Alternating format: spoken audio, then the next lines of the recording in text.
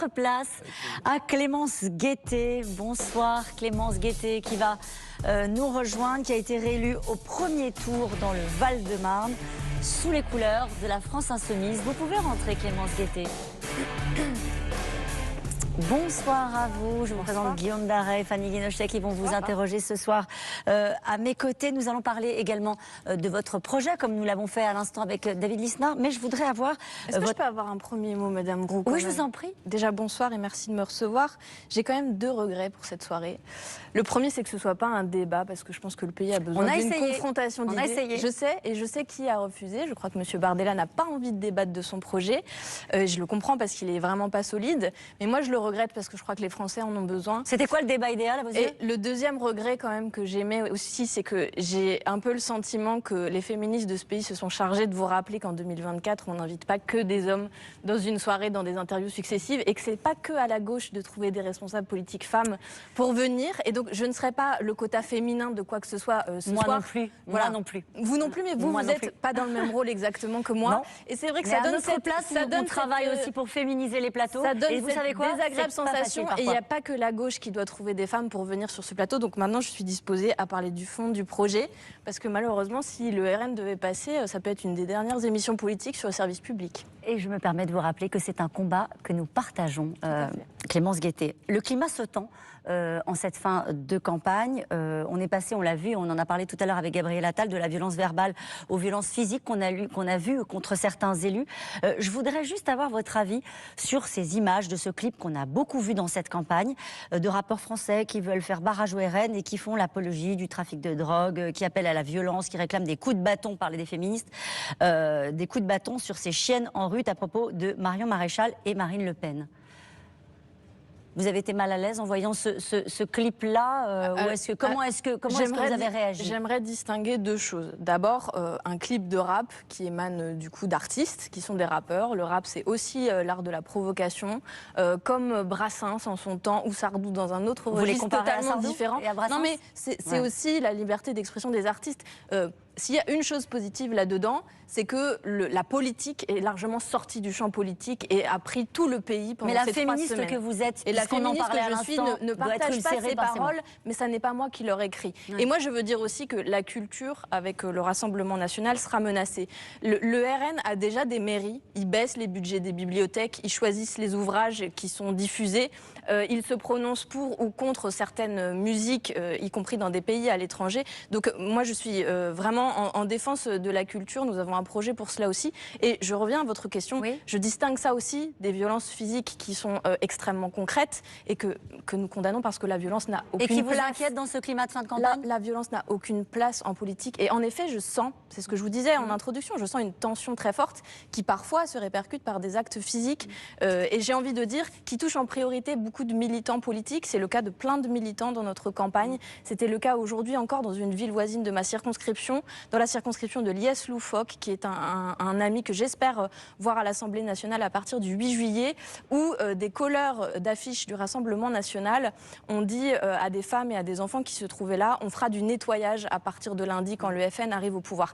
Et cette violence, qui en l'occurrence était physique, qui est aussi verbale, se retrouve dans beaucoup d'endroits du pays, m'inquiète énormément. Et je le redis, c'est pour ça qu'on doit avoir de la confrontation d'idées. En sachant que certains ont reproché pendant des mois à la France Insoumise d'être dans une forme de brutalité dans le discours politique. Est-ce que vous voyez une nuance entre la situation que je viens d'énoncer et ce qui nous est reproché? Ça veut dire que vous considérez qu'il faut justement se sortir de cette violence? Personne. Madame, en fait, dans ce pays, les violences, y compris verbales, les insultes racistes, les insultes antisémites, les insultes, toutes les formes de discrimination, c'est puni par la loi, ça n'est pas une opinion. Donc à la France Insoumise, nous tomberions sous le coup de la loi si jamais nous avions ce type de propos. Et je le dis, ça m'offense en quelque sorte parce que c'est une vie de combat antiraciste que nous menons. C'est le cas de tous mes camarades. Donc ne mélangeons pas tout parce qu'il y a une situation qui est très Je vous pose la question parce qu'il y a eu beaucoup de questions de nos téléspectateurs sur ce sujet. A parfois été fort ces 2 dernières années à l'Assemblée nationale. Une question qui vous est posée par Christophe, qui a 40 ans, qui habite en Haute-Garonne. C'est une question directe, ces termes sont assez forts, je le cite. Avec votre stratégie de bordélisation, dit-il, de l'Assemblée et d'exploitation de la moindre colère, n'avez-vous pas conscience d'avoir aidé au développement du RN ces dernières années? Ce sont ces termes, qu'est-ce que vous lui répondez? Je lui réponds que je crois que nous avons été, pendant ces quelques années, à la hauteur de la colère du pays. Je rappelle quand même que les grandes mobilisations sociales, populaires de ces dernières années, ce sont les Gilets jaunes qui se sont fait matraquer par le maintien de l'ordre, et les ordres étaient donnés par la Macronie. C'est la réforme des retraites et finalement le passage en force, alors que des millions de personnes manifestaient dans la rue. Et nous, avec nos outils, c'est-à-dire le parlementarisme, c'est-à-dire aussi parfois des actes forts, je pense à la question palestinienne évidemment, nous avons pu dénoncer des choses en nous servant de l'Assemblée nationale. Mais aussi parce qu'en réalité, la Macronie a fait taire ses oppositions. Nous sommes dans cette situation politique parce que la Macronie a fait taire ses oppositions à coup de 49.3, au passage en force sur les retraites, sur les 4 réformes de l'assurance chômage. Toute cette casse sociale a généré beaucoup de colère chez les gens. Je crois que nous y avons répondu. C'est d'ailleurs pour ça qu'à l'élection présidentielle de 2022, Jean-Luc Mélenchon a fait 22%. C'est d'ailleurs pour ça qu'aujourd'hui, on se retrouve dans une situation où dimanche, c'est le projet raciste de casse sociale du Rassemblement national ou le nôtre, celui du nouveau Front populaire. Plus de progressisme, plus d'égalité et surtout arrêter de diviser le peuple français. Le peuple français est divisé dès lors qu'il y a du racisme et de l'injustice sociale. Nous proposons exactement l'inverse. Avec qui ? À quoi pourrait ressembler ce lendemain de second tour? On a entendu François Ruffin qui estime que sa place ne sera pas dans le groupe LFI s'il est élu. Tout à l'heure, Raphaël Glucksmann disait l'hégémonie de Jean-Luc Mélenchon a pris fin. On a l'impression qu'il y a déjà de la fragilité dans ce nouveau Front populaire que vous avez mis sur pied pour ce premier tour. Ce que je ne partage pas avec Monsieur Glucksmann qui s'est exprimé sur le plateau avant moi, c'est qu'il a dit que nous allions perdre. Alors que moi, je pense l'inverse. Vous pensez qu'il y a une majorité absolue à gauche? Je pense que c'est possible et qu'on fait de la politique pour ça. C'est-à-dire que soit M. Glucksmann a des capacités de divination que je n'ai pas, soit il fait d'autres calculs, mais les miens sont ceux de la politique, de l'affrontement démocratique à un second tour. Et nous sommes, avec le nouveau Front populaire, dans suffisamment de second tour pour l'emporter. Et moi, je me bats politiquement pour ça. Donc parce que je veux de coalition, etc.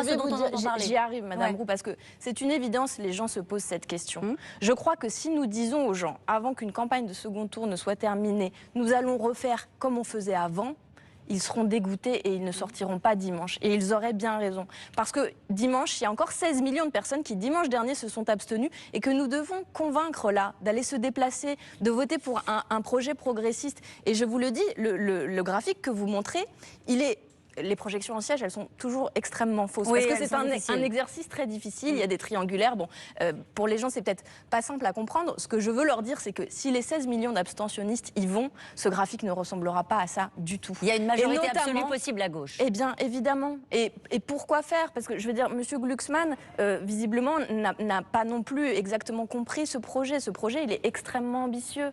Les 15 premiers jours, on va changer la vie des gens. Ils vont relever la tête. Je veux dire, c'est ça notre enjeu aujourd'hui, c'est de proposer un projet de la même façon que M. Bardella, lui, il a légèrement magouillé pour enlever la moitié de ses mesures de son programme, il ne reste pas grand-chose. Nous en avons 150. Et vous considérez, Clémence Guettet, que votre programme, et on va en parler dans un instant avec Fanny Guinochet, vous considérez que votre projet, il apporterait une réponse aux 10 600 000 Français qui ont voté Rassemblement national et qui ont parfois exprimé une peur du déclassement et qui ont du mal à boucler les fins de mois et qui ont exprimé cette préoccupation-là dans leur vote aussi. Il y a des réponses dans votre programme à ces gens-là? La première chose, c'est que tout à l'heure, vous nous disiez, à partir de la question de Christophe, que peut-être nous aurions participé par notre comportement à la montée de l'extrême droite. Moi, je crois que la Macronie a accompagné l'extrême droitisation dans ce pays et que nous nous retrouvons dans cette situation où Macron a dissous l'Assemblée nationale exactement parce qu'ils n'ont pas mis de limites fermes. Quand ils font la loi asile-immigration en reprenant les termes, les propositions du Rassemblement national, je pense qu'ils vont sur leur terrain et que ça leur donne le point. Et moi je pense par exemple que l'antiracisme ferme, affiché, expliqué, y compris dès le plus jeune âge, y compris à l'école, parce que ça doit être fait, est une façon efficace de lutter contre le Rassemblement national. Et pour votre question, Madame Roux, la deuxième chose que je dirais, c'est que cette arnaque sociale du projet du Rassemblement national doit être démontée beaucoup plus souvent qu'elle ne l'est faite. Alors. Ils vont gréver le budget parce qu'ils n'ont aucune source de financement Parlons de pour leur votre programme. projet. La TVA, Allez-y. ça n'existe plus. La retraite à 60 ans, M. Bardella ne veut plus la faire. Donc les gens, il faut bien comprendre, les classes populaires et intermédiaires de ce pays vont souffrir avec le Rassemblement national. Fanny C'est bien pour ça que je le combats. Alors que, si on comprend bien votre programme, vous, les classes populaires et même les classes moyennes, comme on a l'habitude de le dire, intermédiaires, elles ne souffriront pas, elles n'auront pas de hausse d'impôts. C'est ce que vous voulez dire? Oui. Dans votre programme, quand on regarde bien, il y a ce qui concerne les prélèvements obligatoires et notamment la CSG progressive. Comment, en touchant à cette CSG et en la faisant plus progressive qu'elle n'est, vous évitez un certain nombre de hausses de prélèvements obligatoires pour les Français? Je vais essayer de répondre très simplement à votre question, madame. Il y a aujourd'hui une défaillance dans le système fiscal de notre pays, qui est le manque de progressivité et qui est le fait que quand vous êtes dans les 0,1% les plus riches, vous avez 2% en moyenne de prélèvement. Quand vous êtes dans les 10% les plus pauvres, vous avez 50%. Je prends tout prélèvement confondu, donc dont la CSG, l'impôt sur le revenu, toutes les taxes et impôts différents. Cette situation, elle est anormale parce que tout le monde comprend instinctivement que quand vous êtes dans les 0,1% les plus riches, vous êtes des milliardaires, des très très très très riches. Et donc quand on vous prend que 2%, il vous reste énormément de milliards. Même si on vous prenait 50%, il vous resterait beaucoup de milliards. Ça, c'est instinctif. Donc nous, la progressivité, c'est en effet au cœur du projet. Les 14 tranches d'impôt sur le revenu, la progressivité de la CSG également. J'y arrive, madame, à votre question. Je réponds très simplement. 9 Français sur 10, avec notre réforme fiscale, vont y gagner. Ça, c'est pour l'impôt sur le revenu. C'est tout confondu, madame. Mais pas sur la CSG, même sur la CSG progressive. C'est impôt sur le revenu et CSG. Et d'ailleurs, il y a un simulateur fiscal, parce que c'est des questions un peu compliquées. On peut se dire, les Français le nouveau au Front quotidien. populaire... Les retraités, ils ont une CSG qui est abaissée. Est-ce que vous voulez que je finisse mon raisonnement? Parce que ce sera peut-être beaucoup plus clair. Vraiment, 14 tranches progressives. Aujourd'hui, il n'y en a que 5, ça veut dire que c'est moins ciblé et ça veut dire que ça fait des plus grosses tranches avec des plus grosses différences de revenus. Donc là, ce sera plus fin. Nous avons mis en place un simulateur fiscal. C'est très simple, les gens vont sur Internet, ils tapent les impôts avec le nouveau Front populaire et ils verront pour leur situation. C'est jusqu'à 4 000 € de revenus nets individuel, même pas pour un foyer, que les gens vont y gagner, 92% des Français. Donc vraiment, je suis un peu fâchée quand je reçois des leçons d'économie de la Macronie qui a endetté la France, qui a augmenté la dette de 1000 milliards et qui a creusé le déficit, ou de M. Bardella qui n'a aucune source de financement. Notre projet, juste...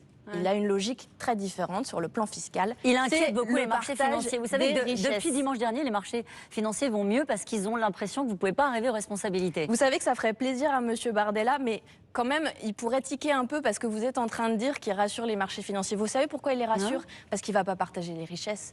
Parce qu'il va continuer exactement ce que fait la Macronie, c'est-à-dire les dividendes qui explosent le plafond, c'est-à-dire les plus grandes fortunes françaises qui se sont enrichies au détriment des gens qui galèrent. Moi, c'est ça qui m'intéresse en fait. Moi, j'ai croisé pendant toute ma campagne, et je sais que c'est le cas, vous avez passé des reportages dans cette émission, les gens comptent après la virgule à partir du 10 du mois, c'est insupportable. Et notre pays est extrêmement riche, et cette richesse, elle doit être partagée. Ça ne veut pas dire qu'on va ruiner les plus riches, ils auront encore plein d'argent, il n'y a pas de souci à se faire, mais pour 9 personnes sur 10, ça va permettre de respirer. En tout cas, pour vous, les plus riches, c'est à partir de 4 000 €. Non, alors, non. C'est vrai que ça, il y a eu une confusion pendant la campagne. À partir de 4 000 €, on prendra légèrement plus. Mais 14 tranches, et je suis sûre que vous m'avez très bien compris, au début, c'est légèrement plus. Et pour les 0,1% les plus riches, sont quand même pas si nombreux. C'est beaucoup plus. Voilà. Ils ne sont pas très nombreux. Alors que la CSG, tout le monde la paye quasiment. Mais vous avez compris ce que j'ai dit sur la CSG CSG ou pas? Oui, donc vous comprenez que c'est juste. Oui, en fait, mais je pense quand même. Moi, j'ai pas compris, pardon. Alors j'y reviens. Non, mais pardon. Et peut-être parce qu'on m'a interrompu dans mon raisonnement, mais je vais essayer de faire très clair. Notre calcul, quand je dis 9 Français sur 10 vont y gagner, et quand je dis en dessous de 4 000 € net mensuels individuels, les gens vont payer moins de prélèvements obligatoires, ça comprend et l'impôt sur le revenu et la CSG progressive. C'est tout collé, voilà. Juste un mot sur cette coalition dont on a beaucoup parlé. Marine Tondelier dit qu'il va falloir peut-être, à partir de lundi, inventer d'autres choses. Est-ce que vous souhaiteriez participer à cette autre chose? À un moment donné, peut-être faire des concessions sur ce programme que vous venez d'évoquer avec nous pour participer à une coalition, à une assemblée plurielle. On a entendu un gouvernement provisoire, que sais-je? C'est une question individuelle ou pour les insoumis en général? C'est pour les insoumis et puis pour vous aussi. Très bien. Alors, Allons-y. on se connaît peu, mais j'ai pas beaucoup l'habitude de faire des concessions sur le programme. Je l'ai négocié âprement. On a eu 3 semaines de campagne et pendant 2 semaines, je me suis attelée, parce qu'on m'a confié cette tâche, à ce que ce soit sérieux et à ce que, quand on écrit quelque chose, on le fait après. Ça n'est pas négociable. Et ça, c'est mon engagement. D'accord. Et je crois que ça vaut pour tous les insoumis. Nous ne participerons pas à quelque chose de baroque, de bricolé comme ça, où les Français ne comprendraient plus rien. Nous nous affrontons au projet de la Macronie. Il est désormais en déliquescence. C'est d'ailleurs, franchement, le résultat des urnes pour les élections européennes et pour le premier tour. C'est que M. Attal ne sera plus Premier ministre, ça c'est sûr et certain. Et puis ensuite, maintenant, les gens ont 2 choix. Le projet du Rassemblement national, dont j'ai dit ce que je pense, c'est un projet de division du peuple français, et le nôtre, qui est un projet progressiste. Et je veux dire une dernière chose sur cette histoire de coalition. Je crois que ce serait vraiment une grossière erreur. Ce serait permettre au Rassemblement national de continuer à monter. Oui, mais s'il n'y a pas de majorité, Clémence Guettet. C'est de la politique fiction. Et C'est d'ailleurs, quoi l'étape suivante? Oui, c'est ça. tous vos invités vous l'ont dit, c'est très difficile de faire de la politique fiction. Moi, je me bats pour qu'on ait une majorité pour faire ce qu'on a dit, augmenter le SMIC, augmenter les salaires, abroger l'odieuse réforme des retraites. J'arrive, je termine mon raisonnement. Je vous attends. Vous allez voir. Et si jamais c'est ingouvernable, même si, franchement, les constitutionnalistes qui sont venus sur ce plateau ce soir étaient plutôt rassurants. Il y a plein de cas de figure qui sont déjà arrivés. Moi, ce que je veux, c'est une majorité, un gouvernement de gauche, du nouveau Front populaire. Mais si jamais, Macron pourrait partir. Et voilà. Et on ferait une nouvelle élection. Vous appelez et c'est à sa comme démission? ça. Non, j'appelle pas à sa démission. Je dis c'est une possibilité tout de même. En fait, c'est quand même une sorte de chantage démocratique de dire aux gens, avant même qu'ils se soient déplacés pour aller voter, ils vont bricoler dans votre dos et tous se mettre d'accord. Nous, on n'est pas d'accord pour faire ça. Voilà.